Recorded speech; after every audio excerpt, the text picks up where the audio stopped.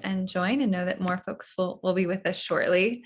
So it's so nice to see everyone here for another PAFA program, PAFA Pours. For anyone who's new, I'm Abby King. I'm the Assistant Director of Adult Programs here at PAFA. And to start, I want to respectfully acknowledge that I, along with many of our speakers, and I'm assuming some of our attendees, are speaking to you from the ancestral lands of the Lenape people, whose presence and resilience in Pennsylvania continues to this day. I want to take this opportunity to honor the original caretakers of this land and recognize the histories that have brought our institution and ourselves here this evening. So before I hand things over to our wonderful speakers from Philadelphia Animation Ensemble, I want to mention a few things. First, a huge thank you to PNC Arts Alive, who have generously supported PAFA's Illuminate the Plaza program. So for anyone who hasn't heard, this is the program we're here tonight to celebrate. Our first of 3 installations is with the Philadelphia Animation Ensemble, who has been making collaborative animations that have been projected onto PAFA's historic landmark building this whole summer. So tonight they're going to be talking a bit about the project as a whole and their individual work, but also showing you the work that's currently on the building. So if you are in the Philadelphia region, please make sure to come. It starts at sundown from 7 to 7. So you can bike by, walk by, take the bus and come and see it in person. And that's going to be on view through September 19th. So see it soon. As you might see too, we are recording tonight's program. So if you know of anyone who couldn't be with us tonight, know that that will be on PAFA's YouTube channel. And I'm going to drop a link to that and our library of programs that we've amassed during the pandemic in just a moment in the chat. Feel free to check that out if you get disconnected tonight. And like I said, tonight we have 6 fabulous speakers. So jam-packed program, and we are gathering together just for an hour. So we will try to save some time at the end for questions. Feel free to drop that in the chat as we go. We'd love to hear from you, but know that we'll be addressing those at the end of the program.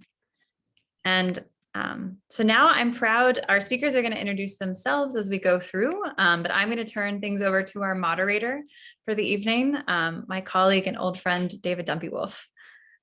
David, welcome. Thank you, Abby, and thank you for that great introduction. I really appreciate the land acknowledgement. I think it's really important that we do that at the beginning of presentations like this. So thank you.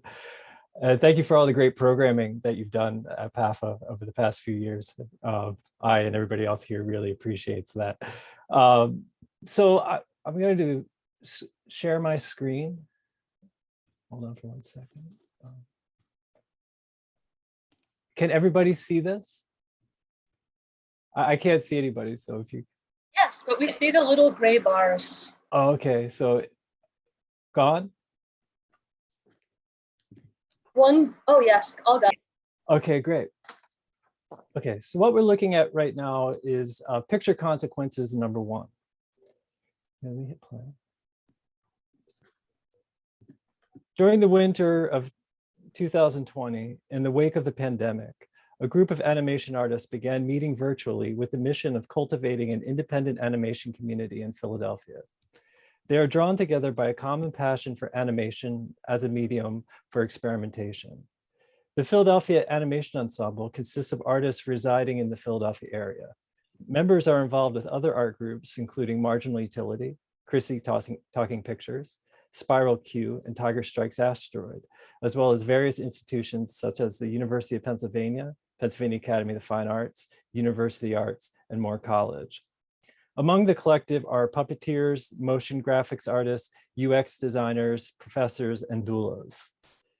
What we're looking at right now is a combination of our first 2 collaborations, which were based on the Exquisite Corpse model, where everybody just makes their animation leading towards the next person in the sequence, but we don't really know what it's going to look like when it all comes together.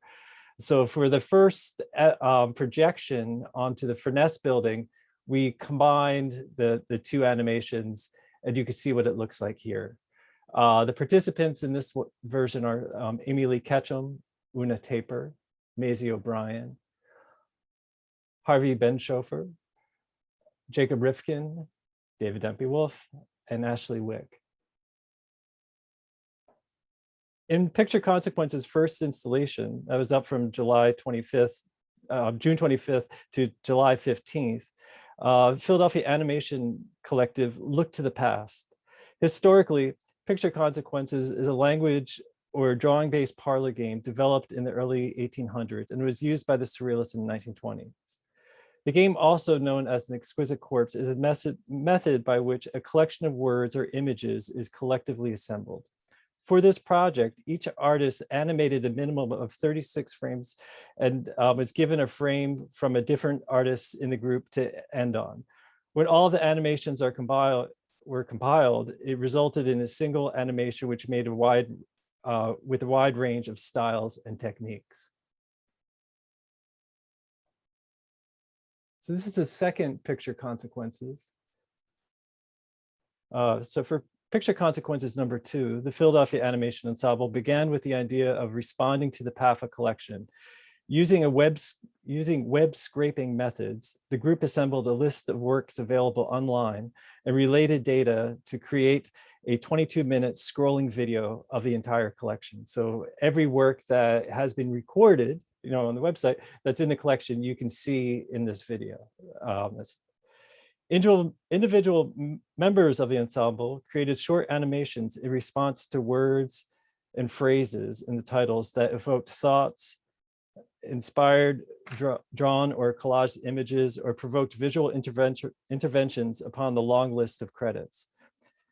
The ensemble overlaid their animations on the scrolling list, resulting in a site-specific projection that premiered on the facade of the museum on July 22nd.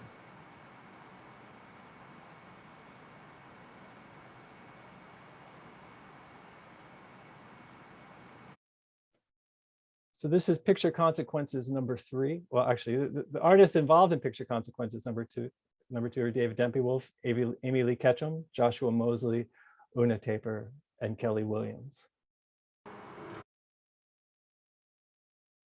This is Picture Consequences number 3.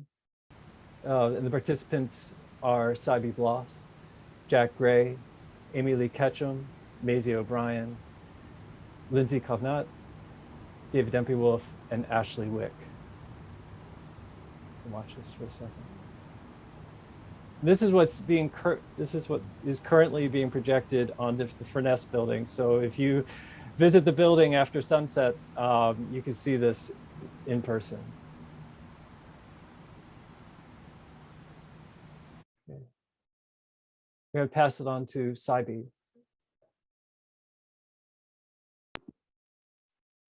Thanks, David. And thank you for running the slideshow. And thanks, Abby, for inviting us to do this. And thank you, everyone, for coming. I'm going to talk a little bit about this third Picture Consequences and our process, how we came up with it, before I talk a little bit about my own work.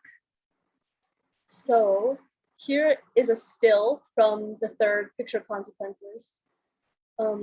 As David explained, we did 2 Exquisite Corpse projects before we got the invitation to project them onto PAFA. So with the iteration that David just showed, the sort of like text and collage, that was the first one that was designed with the facade in mind. And for this one, we were thinking even more about like how we could engage the architecture of that space. So David, can you show the next slide? I think there's 2 images, unless they were omitted before the video. Oh, they're out of sequence. Ah, okay. Okay. So thank you. This is an image of the PAFA facade and how the projections are divided up between the space. So there's 2 projectors, one above, one below. And so talking about it, we decided to sort of segment the architecture and just like experiment with what that kind of play would look like. Thanks, David. And this was sort of like a color-coded map that I created because I should say, as part of our collaboration, whoever wants to take leadership of like projects and the sort of like administrative or like compositing side of animation can do so. And for the first few games that we played, it was mostly David and Amy who took on that role. So for this one, I was decided to let them off the hook and step into that. So created this outline and then asked the participants, I think there were 8 participants, to choose what color segments they wanted to animate. And okay, you can go to the video now.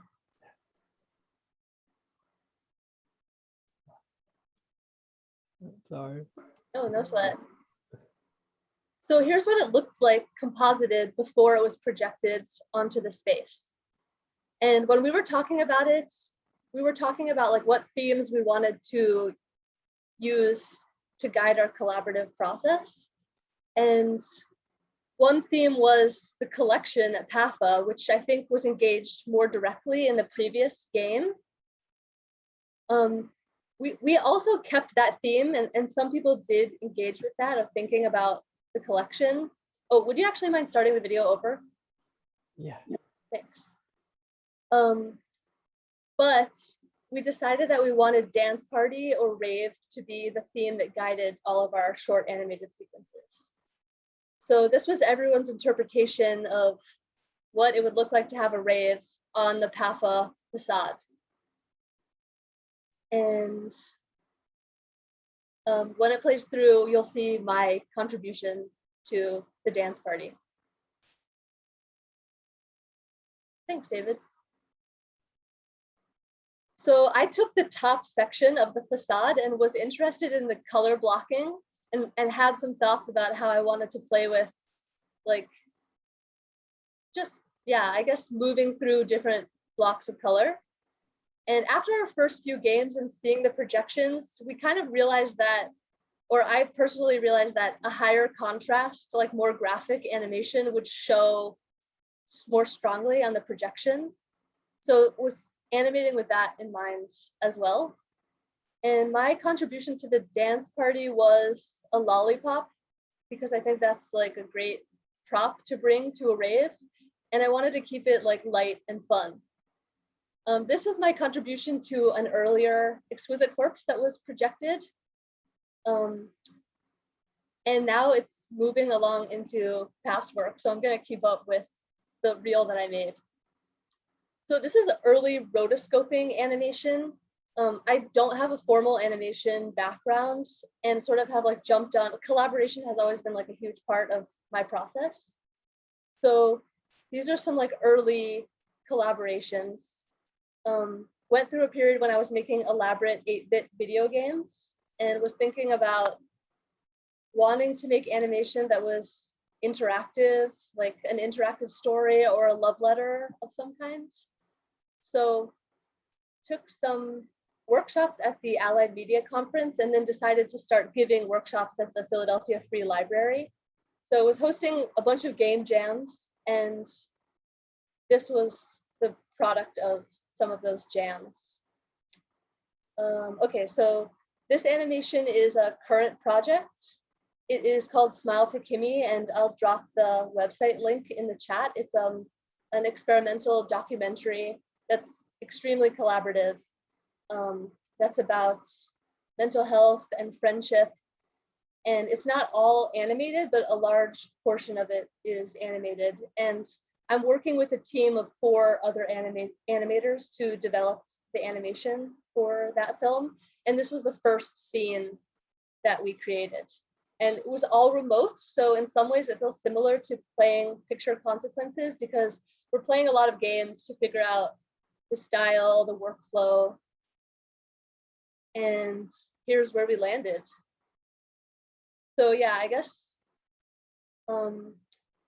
my work is at these days primarily digital, although some like recent funding has allowed me to like experiment more with analog animation styles. So hopefully that'll be something that I can share in the future.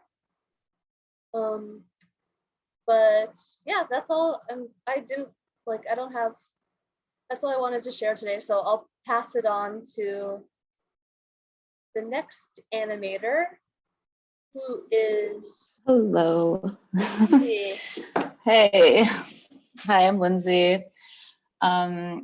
Yes, this is my contribution to the wall projection. It is people dancing, and yeah, it's a loop, yeah. So yeah, I was an animation major back in at University of the Arts back in like 2005, graduated 2005. Oh, could you lower? Yeah, thank you. I joined this collective as I was getting back into animation after a long hiatus. I've been a UX designer. Currently, I'm a UX designer. And through this pandemic, it reconnected me back to my art again. And so it's been, so I ended up teaching a class this past winter at PAFA online to high school students and teaching animation, which also reconnected me to the animation again. And so then I found this collective starting, and I thought it was like perfect timing to just explore. And I really like that this collective is very like open to all different types of mediums, and that's always how I worked. As you can see here is like a lot of different things going on, like animated people or live action people on digital backgrounds, and including life, like things from life, and then mixing it, juxtaposing it with like digital and hands-on drawing. So I like to like mix all the mediums together, and that's pretty much it. So yeah.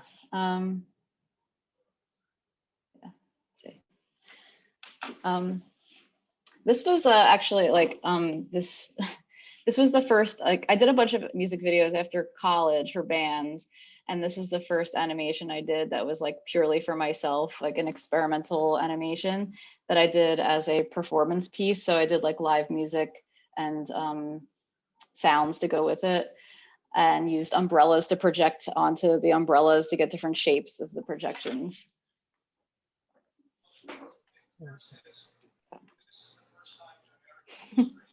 Thank you, Lindsay.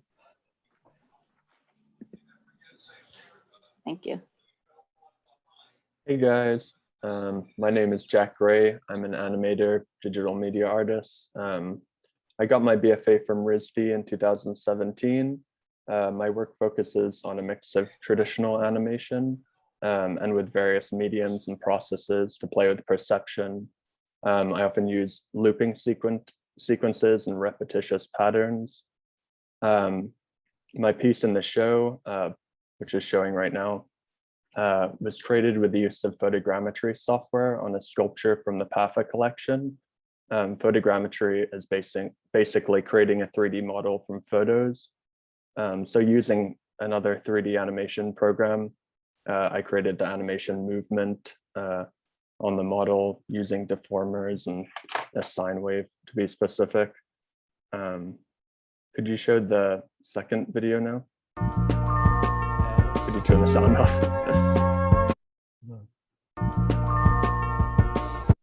Oh, it's not. Not letting you. Yeah, here we go. Oh, great. So these are a couple sections from recent films I made.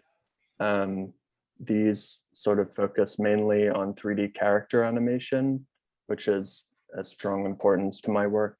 And some of the work is also using animated photogrammetry models. I think it's coming up in a second, but I can post a link to these projects as well. This is the other photogrammetry project I worked on.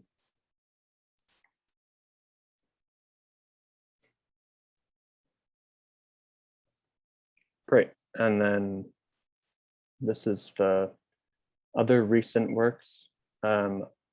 These focus on looping motion and design and show different types of animation that I can do, as well as all the 3D character and photogrammetry work.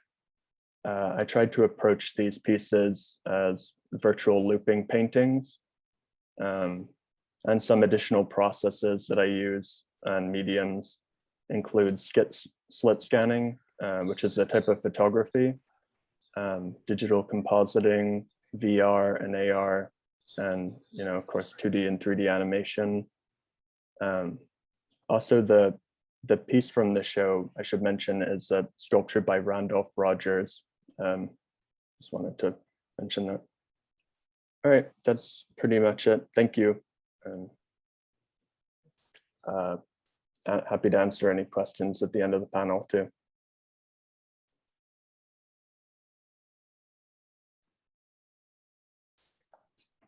Hi, everyone. My name is Jacob Rivkin, and thank you to PAFA for having us participate, and thank you to David and Amy for doing a large amount of this organizational work.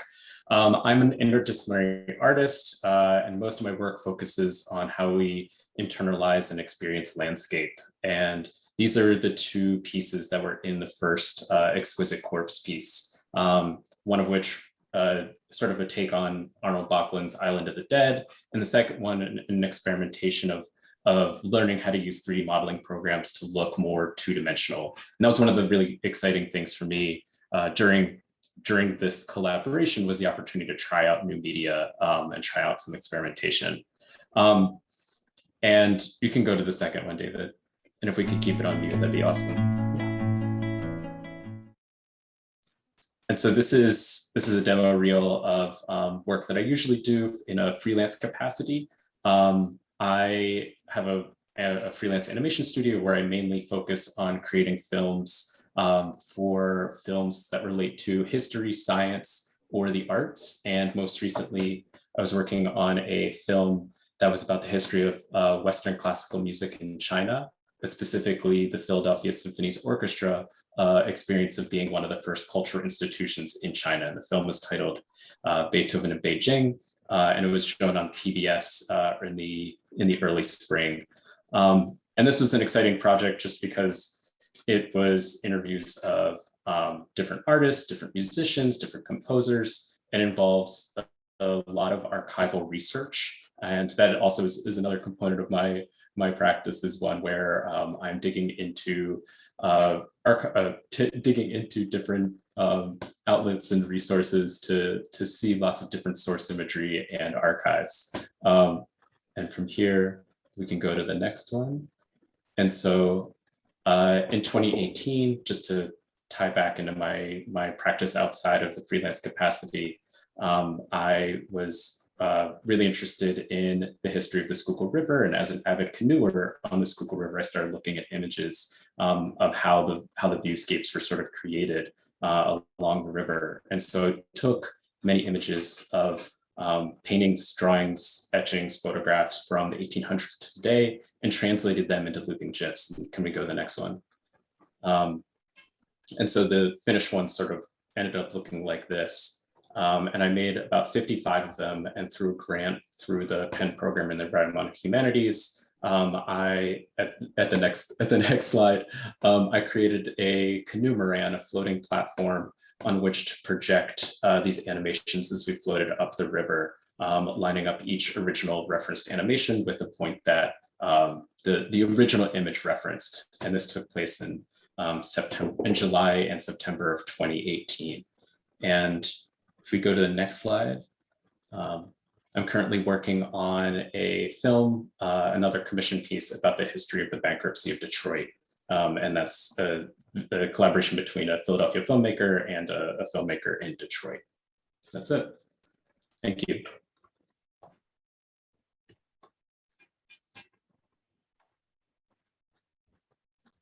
Hello, everyone. My name is Ashley Wick.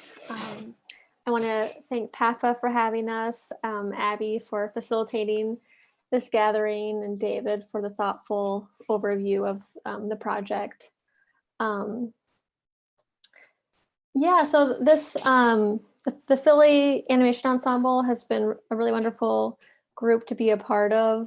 I am a PAFA grad that worked in primarily stop motion painted animation. I have a painting background and no formal animation background, but wanted to always see my my paintings come to life. I imagined them making sounds and moving. So animation was kind of like a natural way for me to move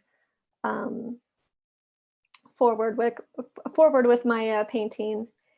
And yeah, over the past couple of years, I actually kind of took a little break from making animation. I mean, I've still been making things, but I had a child this past year, and then the pandemic was wild times for us all. But this group kind of reinvigorated my love for animation and the importance of being a part of a community, and how even during time of crisis and pandemic, artists unite and can come together to make really exciting things. This first image that you're seeing is from the PAFA collection. It's Thomas Eakins' photograph called Woman in Classical Costume. And I'm showing this because of the head of the bust that you're seeing. You'll see in a couple of slides later on that my contribution is of a head moving and dancing. And so I'm kind of focusing on heads for this portion of the talk. David, you can move on to the next slide. This is Cecilia Bow, Bust of a Woman. Just another image in PAFA's collection that kind of got my attention. And it's a head without a face. And I love how like the oval of her face mimics the oval of the palette as well. You can go to the next slide. This is Mary Beth Edelson. It's called Goddess Head Soft from the Femme Folio. And I love how heads can be, you know, overtaken by different forms and costumes. And this is a shell, but it's clearly a head, and it just is really beautiful. And I've never seen actually any of these works previously, but I was looking at them on PAFA's online collection and just drew inspiration from these. And the last PAFA head that I have to share with you tonight, there's many more, so I encourage you all to look at PAFA's online collection. This is Julius Block, blue head and profile. And I just think it's a really beautiful head. So you can go on, David. This is, I put together a reel of various heads in my animations. I'm very something about the head is just really magical and wonderful and serious and funny. You know, the head is a space where it holds our face, and it's a place of the mind and the intellect. You know, throughout art history, you know, we've all been inspired by various heads and busts, some which are kind of scary and, you know, decapitated, like Judith and Holofernes, John the Baptist, or David and Goliath.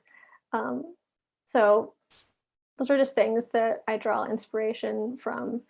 And yeah, the head holds our voice, and the head can be a symbol for lots of other things. You'll see some of my heads here aren't heads at all. They're like eyeballs or animal heads or other circular forms that read as heads. So this is actually my contribution to the latest picture, Consequences, which is just some like carefree bouncing heads. I feel like this year has been kind of heavy for some of us. I'll speak for myself. It's been kind of heavy for me. So just having like this head bouncing around kind of was just a joyful expression to create for me. This piece is made from watercolor painted,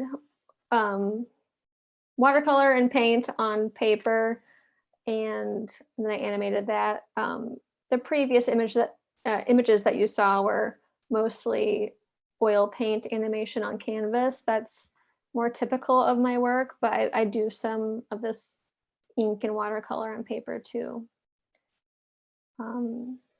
Yeah, so I think that is all that I have this evening. I'm happy to answer any questions at the end of this program. Thank you.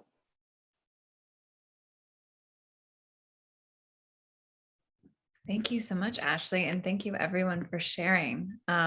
It's wonderful to see the vast array of work that goes behind this project and this collaboration.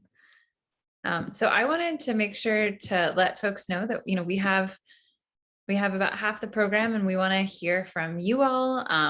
If you have questions, please feel free to put them in the chat or raise your hand using that function at the bottom of your screen. And while folks think of things they want to ask this amazing group, I wanted just to start off by, asking a little bit about the latest project. I was really excited when I got the email that the next video was going to be a dance party or a rave, is how I think Cybee put it. And I was wondering if any of you could speak to kind of how that idea came about and why that's the theme for this one, or things that went into making it, because it feels really joyous. And I think, Ashley, you already mentioned it's been kind of a hard year, but I throw it out to all of our speakers to speak on Dance Party.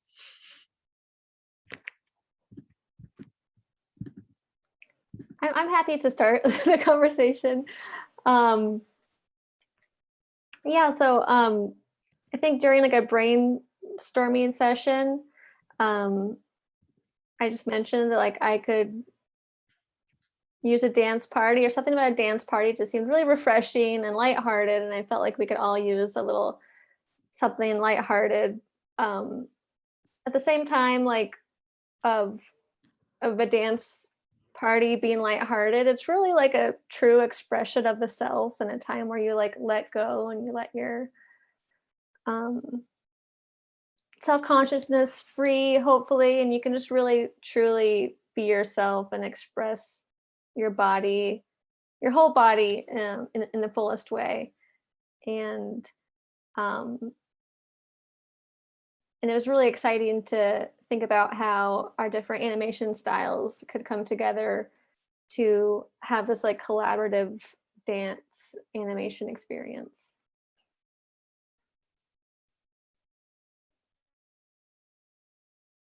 Yeah, I feel like we've all been not dancing so much this whole time. I mean, like maybe by ourselves, and I think that was also part of it, like, creating a space to like explore dancing by ourselves, and like what that means to like let loose when how do you let loose when you're stuck in the same place all the time? And yeah, like I mean, like I used to go dancing a lot before the pandemic, go out dancing, and it's like a journey, and you just like lose yourself, and just if it's really fun. And yeah, I feel like part of my idea of like the dancing animation that I did was like a person's almost dancing with their shadow.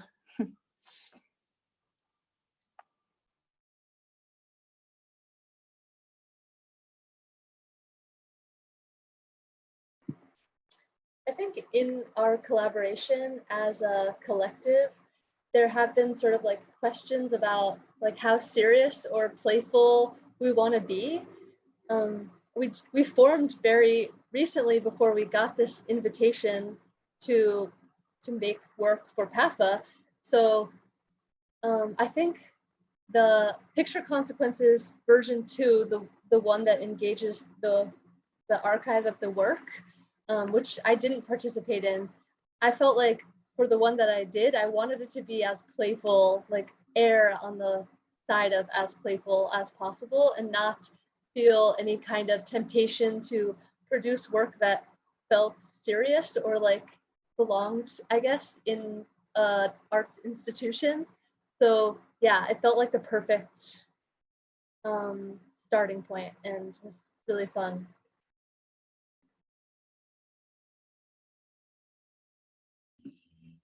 Thank you, everyone. Yeah, it is really joyful and really fun. And I love thinking about all the people that might be walking down Broad Street and not expect that. And also what you meant about, like, I don't know, the seriousness of art institutions. And I think a lot of this project is what it's like to make public art on the oldest art museum in the country. And I love the direction that you took it in. Can I ask a question? Yeah, go for it, Anna.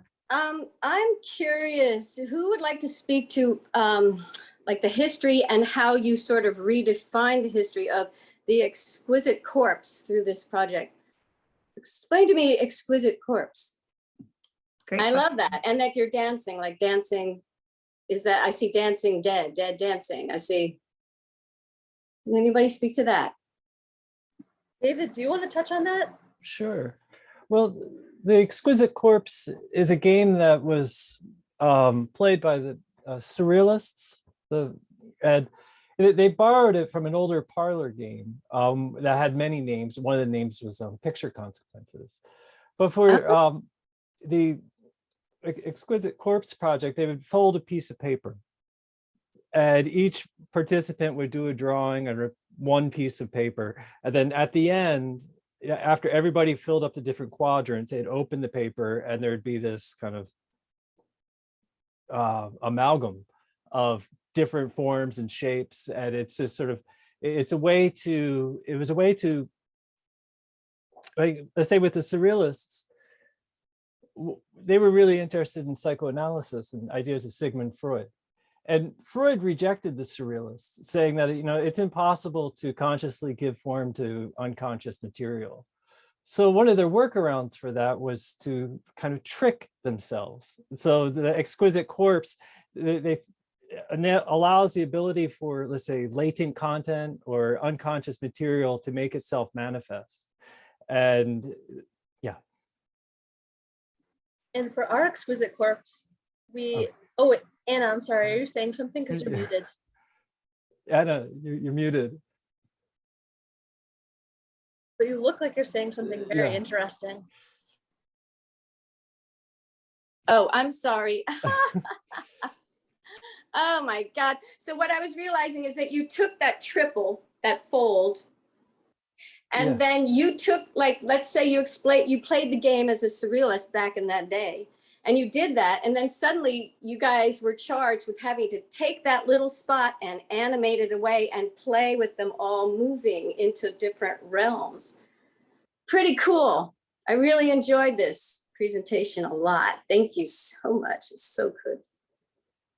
Yeah, each version is a different approach towards that Exquisite Corpse project or Picture Consequences. So I think it's really interesting to see what happens with each collaborative effort, because there are so many different artists and minds coming together. And I really appreciate that each version is very distinct. Like the second version, you say, is it could be an extension of institutional critique, or it's kind of conceptual, but there are opportunities for let's say each participant to free associate. So let's say this one, I mean, it's much more kind of playful. There's like sort of maximum room to free associate in this. Some of the boundaries that we had were for the original Exquisite Corpse pieces that are sort of like linear videos that we saw at the beginning that were stacked. We each created around 36 frames, and we saw the frame that we were moving towards. So we saw one frame of someone else's. Whereas for the last one that we did, we didn't see each other's pieces at all, but we're sort of charged to create like loops for the segments. And people just considered the architecture. I know David considered like that other people were going to make more complicated things, and so created a pattern to sort of like offset the, I don't know, the, I guess all the different things happening in the space. So yeah, those are some of the boundaries of the game, and it's fun to play that game in different ways. Sarah? Oh, hey, I love this project. And I was just curious, hearing about these different ways you went about it. Then how about for each of you or any of you, you would work on your individual parts and then you would see that in your computer or whatever your sphere was, and then you'd see it projected. And how was that different or the same, or how did that change it? Or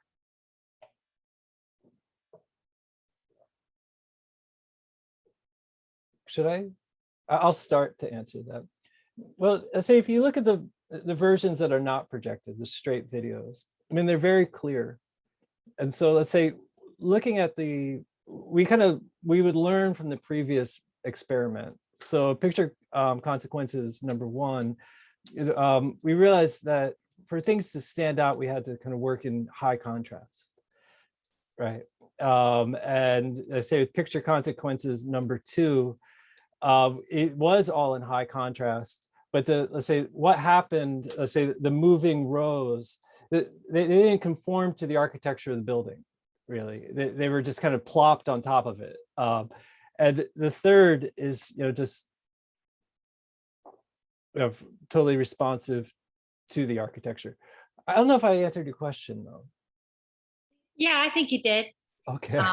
But if anybody Yes, else wants to that's chime okay. in, and then also it makes me want to ask, and what next? And are you going to go after other architecture or other places to project, even if it's not architecture?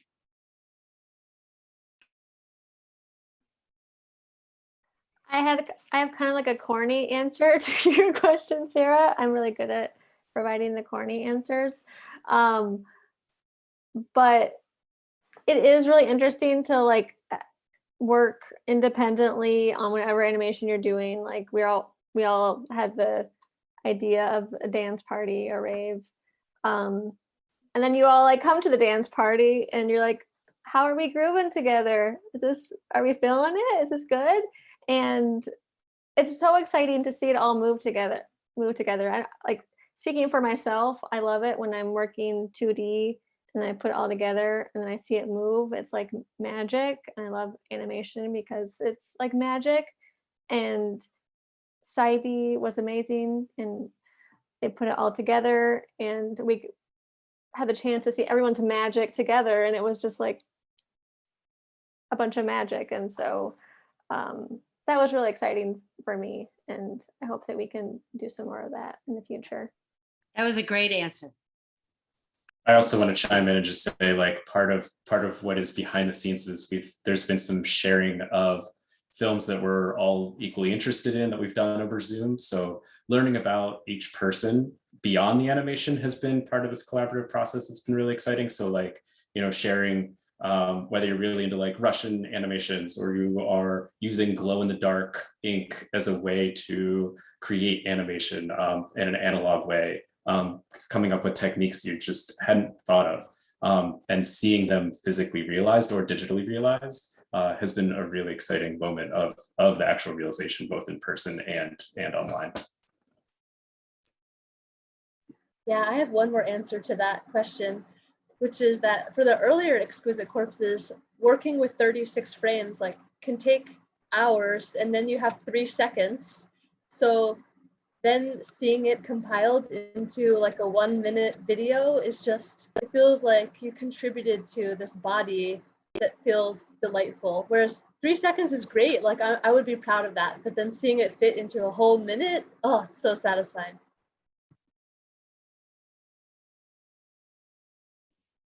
Thank you, Sarah, and thank you everyone for those answers. We just have a little bit of time left, so I want to encourage folks to drop things in the chat or raise their hands. Oh, Clint, yes. Thanks, Abby. I was kind of thinking about the free sort of fun aspect of the project. And,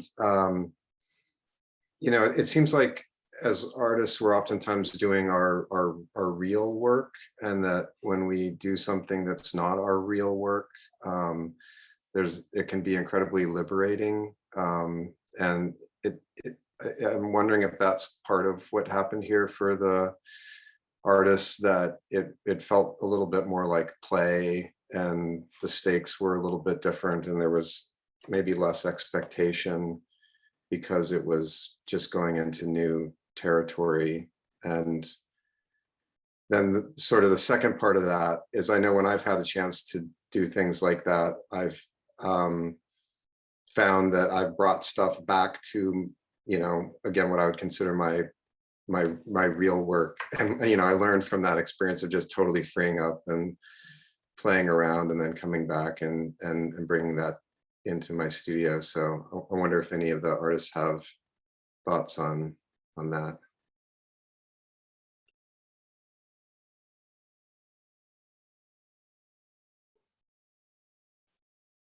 I think it I was. think like, sorry. Go ahead. Lindsay. I was gonna say, like, the time constraint was like, there's a lot of, you know, we had to make this really quickly. I mean, I had to make it, I think maybe I had a week or something. So I was like, that time constraint was really good because it got me just, okay, like I just have to focus on something, get it done, you know. Yeah, I think definitely, like, it was the first time I ever actually did rotoscoping with drawing on top of film.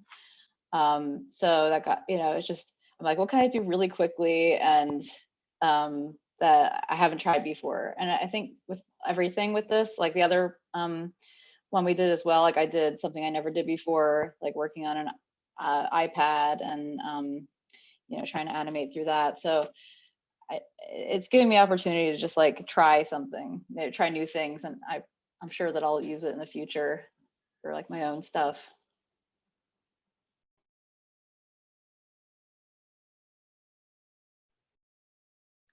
Yeah, I'll echo Lindsay there and say that it was very like freeing for me to work in the way that I did. There was a time constraint, but also I think whenever I personally enter new artistic situations and collaborations, I feel like I can do whatever I want in a way that I don't feel when I'm doing my work normally. And you know, I think, at least speaking for myself, I set these like really tight constraints on like what I should be doing or can and can't do based on what I've done before, because I want people to like follow a lineage of my work. And but I really admire artists who do take a lot of risks and you know, experiment with new media and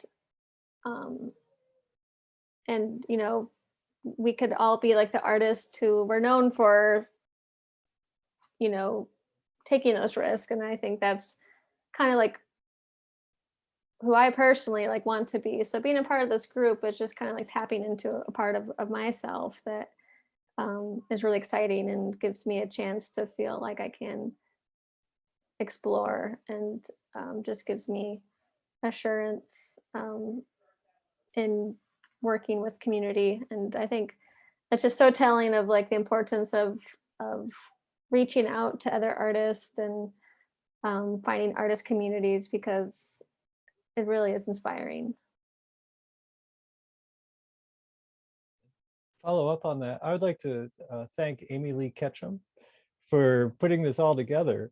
Amy reached out, at least to me and everybody else, back in November, almost 2 years ago, to start doing this. And I'm really grateful for kind of the community that's kind of come together from this. And just kind of, I agree with Lindsay and Ashley that there's what Clint asked about, let's say the being able to work outside of the confines of your own like long-term project. These kind of collaborations are really wonderful for that, because I can experiment with a technique that I've been thinking about, but it just gives me an excuse to do it. And I don't have to fit it into a larger sort of meta project. And so that's something that's really satisfying. And the other part is, you know, the community that Jacob was talking about, like when we shared videos, animations that we found to be interesting. Not only did we look at the other videos, we heard each sort of artist, animator, express what they find to be interesting about that. And coming from kind of fine arts, let's say sculpture, painting, video background, most of my time has been spent with artists that are not animators, or who might dabble with it. So the conversations that we have, we don't really think about sort of moving all the information in the scene, or thinking about how a character sort of passes through one space into another. And for me, that's just, it's really eye-opening. And I found these sort of conversations about the kind of intricacies of the craft itself to be really motivating. Thank you for that question, Clint, and for all your answers. I've kind of one final question for the group too, before we say goodbye, or someone else put something in the chat. But one thing I noticed, and it kind of is what connected to what you were saying, David, about like these different spheres of working, and I think that gets to the heart of education too. And there's quite a few of you that are teaching in many different ways, and PAFA is not just a museum, we're a college. And I wondered how you speak to your students about this, or how your role as educators has impacted this collective, or ways that you see those connected. Because to preface, I know that's a huge question, but I think it's a really helpful lesson for students, that you all, in the kind of darkest moments of the pandemic, created this community and this way of making, and you can see how it's positively impacting so many of you.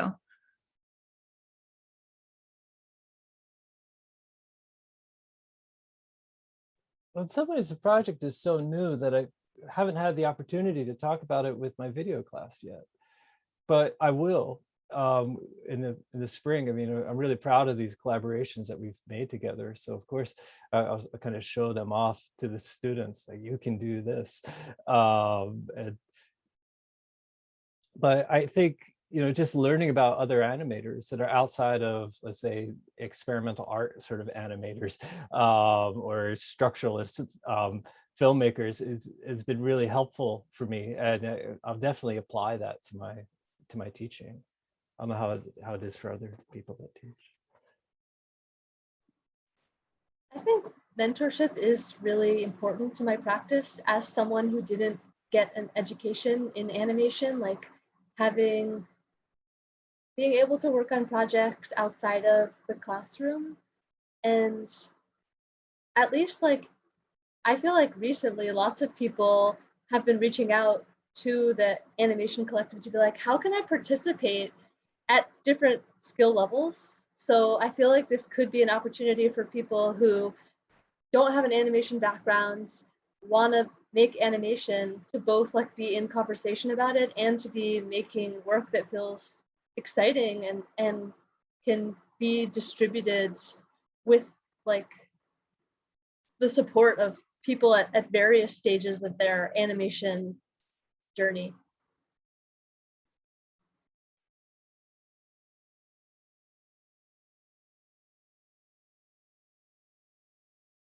We should do workshops. I think I just sort of chime in one last thing. I think in a teaching capacity, really encouraging students to be excited about the thing that they're making. And in this collaboration, it feels like everyone's really excited about the thing that they're making. And so seeing that is like being echoed out into the world of this community of artists and animators, and seeing that realized is something that I definitely gets translated, at least in my classrooms, like back and forth. So I think that is just something as a takeaway for me.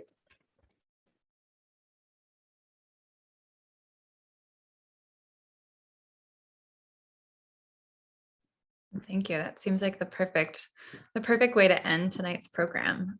So I wanted just to, say a huge thank you to all of our panelists for being here, for sharing your work and your time, and for spending your summer making work for PAFA's Historic Landmark Building. And I wanted to also thank everyone who's here with us on this Tuesday evening, and I hope to see you at lots more programs. We have, please keep a lookout on PAFA's events calendar. We're adding things daily, so stay tuned for more things this fall. But on that note, I want to make sure to give our panelists the last word. So if you all want to say goodbye, I'll hand it over to y'all.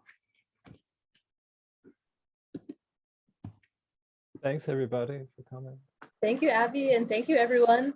We have an Instagram account, which is the Philadelphia Animation Ensemble. So if you want to animate with us, you should reach out. Yes, thank you, everyone. Thanks, Abby. Thanks, David. Thanks, Amy, for starting this amazing group. So happy you all could be here. Thank you, everyone. Thank you, guys. Also, each week on the Instagram, we take turns to present our work. So stay tuned weekly for updates on, each artist, and people have seemed to join and leave, and, there'll be new exciting stuff to come. Perfect. Have a good night, everybody. Good night. Thanks all. Good night. Thank you. Thank you.